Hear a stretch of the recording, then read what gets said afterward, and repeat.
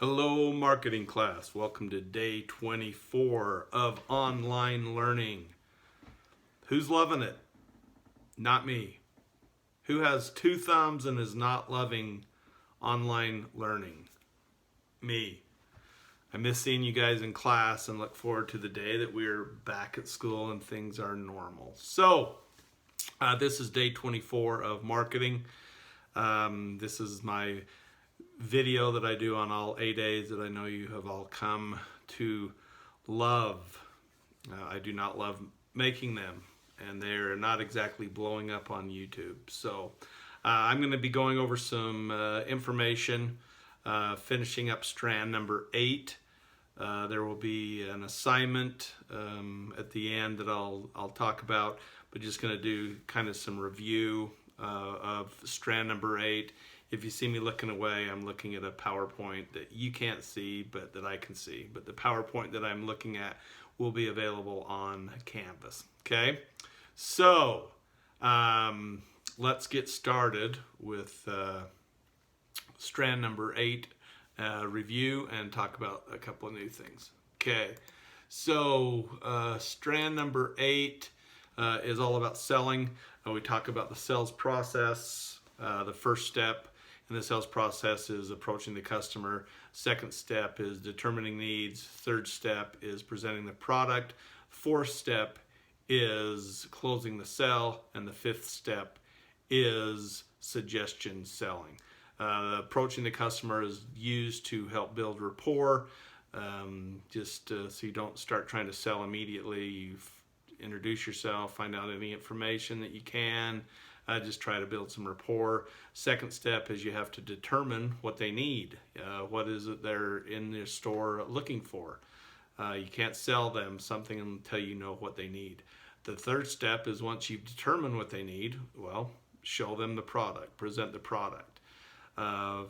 You overcome any objections or whatever they might be, and then you close the sale. This is the hardest step, closing the sale, because we do not like rejection, and this gives someone an opportunity to reject us and say no, they do not want to buy it. Once they have agreed to buy it, we've made the sale, then we do suggestion selling, which is where we try to get them to buy something additional. This is where, like in a restaurant, you order your taco and they ask you, would you like sour cream on that? Because they can charge you for the extra sour cream. So those are the 5 steps of the sales process. 5 steps of the sales process. One of the things when we're talking about approaching the customer, and this, like I said, this is all on the PowerPoint, but it's important that we don't ever try to stereotype a customer. We don't make any determination on what they may look like. We treat all customers the same. It's important to maintain good eye contact as you're building this rapport. And also, there's a difference if it's a new customer or someone that's been in your store before. You're going to treat someone that's been in your store before differently than a brand new customer, because hopefully you're learning and knowing things about your customers as they come in. The determining needs is so important. You need to look for clues of nonverbal clues and verbal clues. You can tell when someone is interested in what you're talking about and when they're not interested. One thing I like to remember is that you have 2 ears and 1 mouth. That means we should be listening twice as much as we are talking. And also asking questions. There's 2 types of questions: open-ended questions and closed questions. An open-ended question is one that you ask where you're looking for a response that involves a lot of information. So if I asked you the question, what do you like most about the marketing class? You could go on for 5 minutes telling me all the things that you like about the marketing class. A closed question would be simply, do you like the marketing class? Because this could be answered with a simple yes or a simple no. That's the difference between an open and closed questions. They're both good types of questions. One is not better than the other. An open-ended question is great for trying to obtain as much information as you can. Closed-ended questions are good to actually determine how someone is feeling, because you're asking a very direct question. The next, presenting the product, it's always good if you can let someone touch the product, handle it, feel it, touch it, use it, try it out. That's why we do samples in Costco. They want you trying the product and seeing if you like it. Involve the customer as much as you can in this step when you're presenting the product. If you're at a car dealership, this is where you would actually let them take the car out for a test drive. Closing the sale, if before, excuse me, not COVID.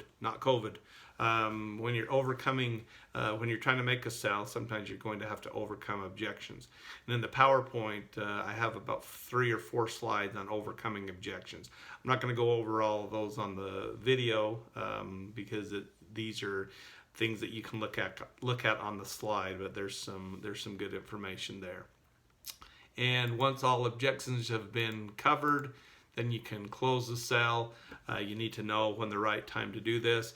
If someone acts like they are ready to buy, then that's when you close the sale. If you've got a 25-page PowerPoint and you can tell on slide 3 that they are ready to buy, then close the sale after slide 3.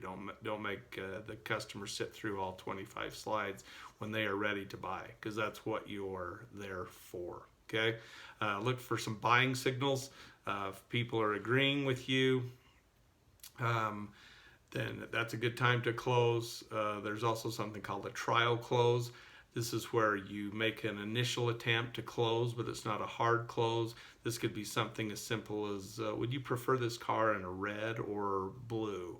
And if they're going to give you an answer, oh, blue, and then you could say, oh, does that mean you're interested in buying the blue car?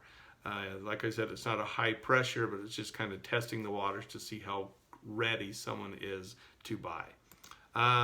Suggestion selling, as I've talked about several times, this is once they've purchased, then you're trying to add on to the order to increase the amount that the customer is purchasing. The activity that you're going to do, and I'm really sad that we're remote like we are, because we're not going to be able to do this in front of the class. I'm very sad about it. Many of you are probably very happy about it. But what we were going to do is everyone was going to put together a sales presentation, and then we'd get together in the front of the class and you would actually try to sell me something. This is something that we may possibly be able to do if we're able to get back to class after May 1st. But for now, we're going to assume that we're not going to be able to do it, and I'm just going to have you fill out the sales worksheet where you will be writing down exactly what you would have said during the sales presentation. So I have attached a sheet of paper that goes through the 5 steps of the sales process. You need to pick an item that you're going to sell to me and then write down exactly what you would say during your sales presentation. Like I said, there's a sheet attached in Canvas that print this out or type on it or however you want to get it to me, but fill the sheet out with exactly what you would say to me if you were trying to sell me this product that you have selected. So the sheet will ask for your name, what class period you're in, and then the product that you're going to sell, and then it will take you through the 5 steps and just write out the exact script of what you would say during the sales presentation. This is worth 25 points, and so take some time with it. Whatever is the easiest way for you to get it to me. If you want to write it out, if you want to put it into and take a picture of it and send it to me, fill it out in the Word document and send it to me. Whatever works best for you, go ahead and do that. Okay, that's going to do it for today. We will be back on Wednesday. Hope everyone is getting through this okay. It's a strange time, something I've obviously never experienced in my life, and neither of you. Looking forward to getting back together with all of you in class. If there are ever any questions or concerns, please email me, get in touch, and let me know. And we will talk to you again soon. McKnight out.